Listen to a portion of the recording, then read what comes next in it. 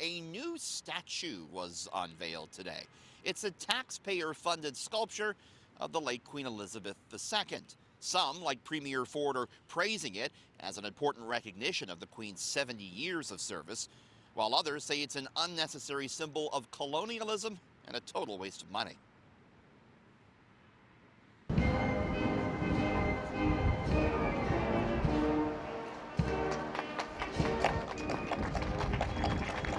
This beautiful bronze statue pays tribute to Her late Majesty's contribution to Ontario's history and heritage.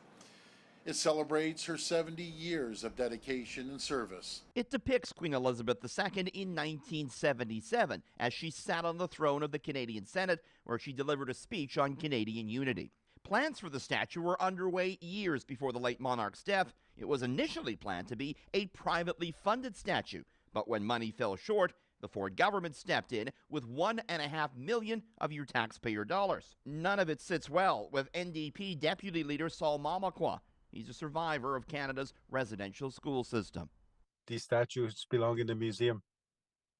They belong in the museum because, I think over the reign of this, Queen Elizabeth II was a time when we lost our children, our ancestors, through the Indian residential school system, and she did nothing.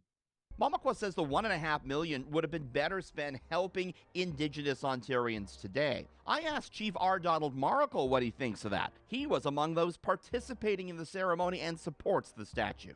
I support, the Queen her long life of service should be represented particularly because of what she stood for.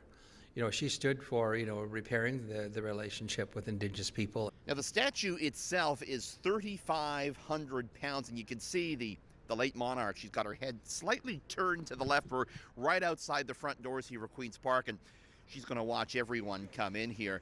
Statue was sculpted by Canadian artist Ruth Abernathy and cast in Mississauga. Like all historical statues, it asks us to think about the relationship between the present and the past. And the statue was built to last generations. It joins other statues here on the grounds of Queen's Park, including one of Queen Victoria, which was what the building here was named after.